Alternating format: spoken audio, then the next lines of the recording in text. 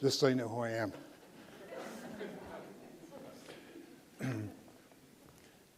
How many of you still remember your first baseball game? Anybody? What you saw? How you felt? Who brought you to the game? How many remember that emerald diamond surrounded by the cityscape in Detroit, St. Louis, Boston, New York, wherever? Or the facade of the great ballpark? How many even remember how that ballpark smelled? The grass, the dirt, or maybe the hot dogs?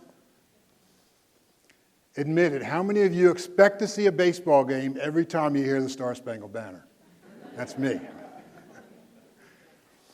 And why did over 125 million Americans go to baseball games, professional baseball games last year, and over 2 million children play in Little League? Around 20 years ago, I had the opportunity, pause for laughter. About 20 years ago, I had the opportunity to marry my vocation as an anthropologist with my avocation as a baseball fan. I got to ask those kinds of questions in a serious manner. I got to ask the question, is baseball America's pastime? Is baseball America's game? The answer came unexpectedly in a 3x5 snapshot of my father playing stickball on the Lower East Side of Manhattan around 1940. He's the catcher.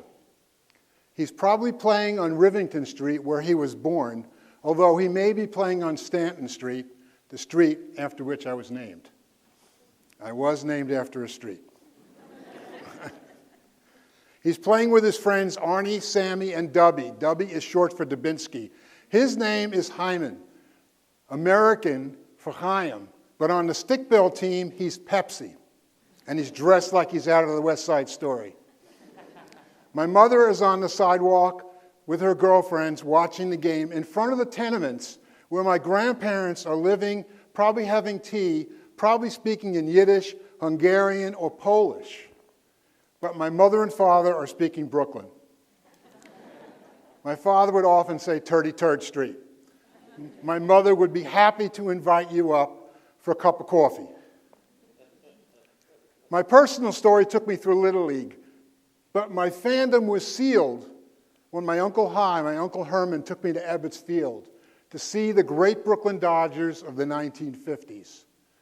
The multi-ethnic, multi-racial Dodgers of Carl Furillo and Don Newcomb, of the great Jackie Robinson, of Duke Snyder, and that great Italian African-American catcher, Roy Campanella.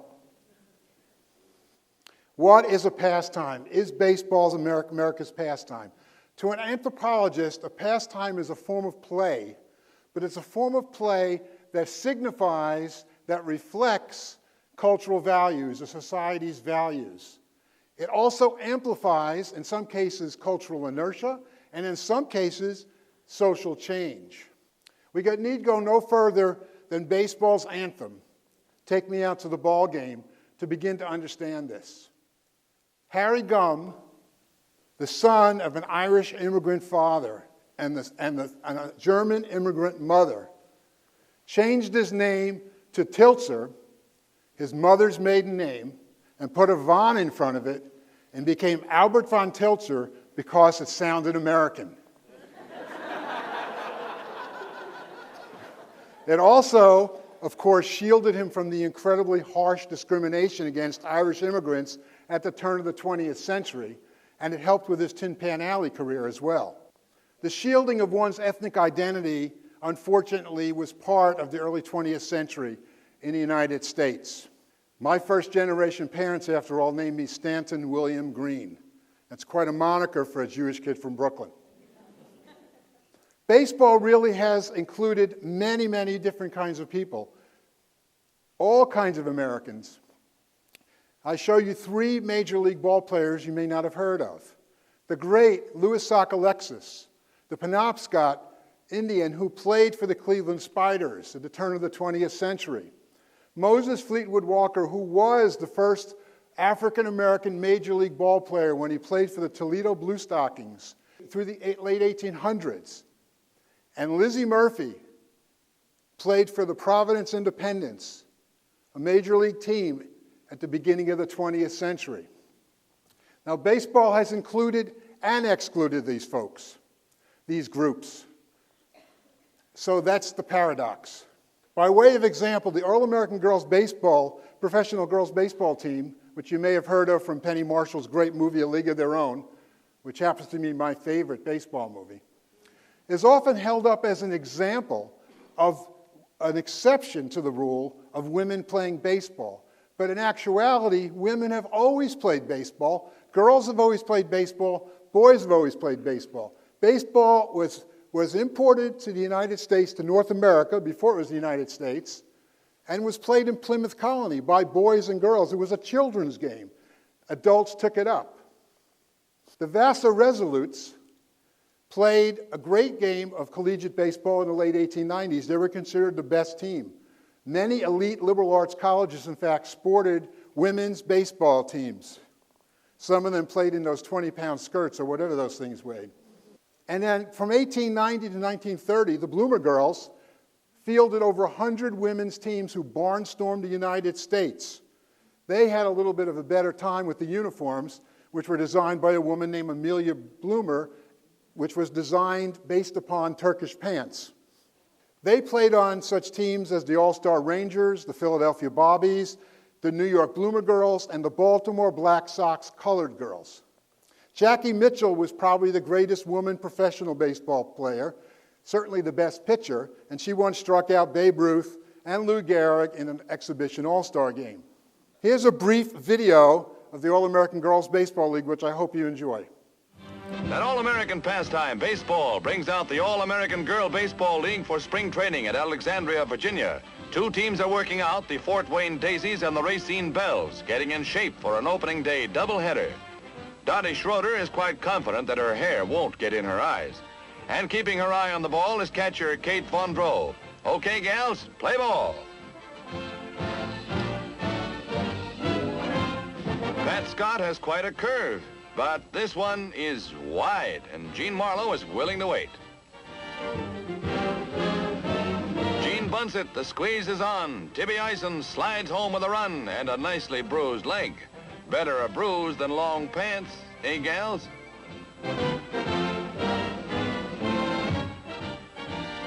Joe Weaver hits the long ball, almost out of the ballpark. Boy, that clears the base paths. And inside the park homer by a whisker. You can applaud. They were great ball players. I had the great privilege of meeting several of the women on that team and on that league. Sophie Curis, the shortstop for the Racine Bells, told me she considered herself the greatest shortstop ever to play the game, man or woman. Not just because she had a great batting average and nearly impeccable fielding, but because one year she stole 201 out of 203 bases, and she did it in a skirt. That's a tough standard.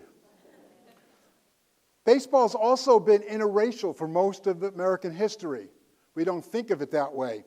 It wasn't until the late 1800s when racists such as Cap Anson, who was considered the greatest man baseball player in the 19th century, and Kennesaw Mountain Landis, who was the baseball commissioner and also an avowed racist, conspired with the other owners to not sign any more black ball players and also not re-sign the ones that were under contract, such as George Stovey, the great pitcher. Anson had brought his Chicago White Stockings into Buffalo to play against Stovey's team and refused to field it because Stovey was on the roster. Stovey wasn't really even going to play. So in 1897, something ironically called or hypocritically called a gentleman's agreement was agreed to by the owners not to sign any more black ball players.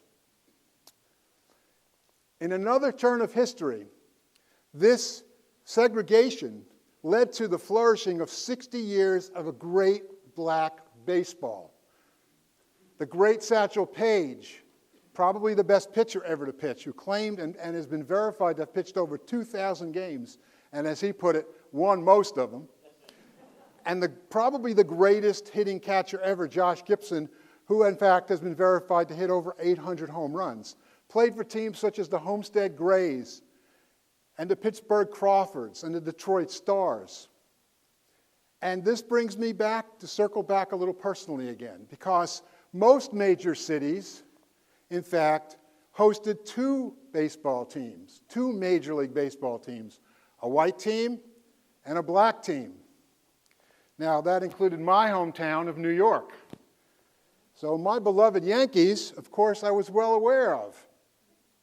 But New York City also had another team that played at Yankee Stadium, and that was with the New York Black Yankees, a team I had never heard of till I started my research about 25 years ago, because black baseball was basically invisible to the white community. It was central to the black community, invisible to the white community. Of course, another chapter in history was the signing of Jackie Robinson by Branch Rickey in 1945. Jackie debuted on April 15th, 1947.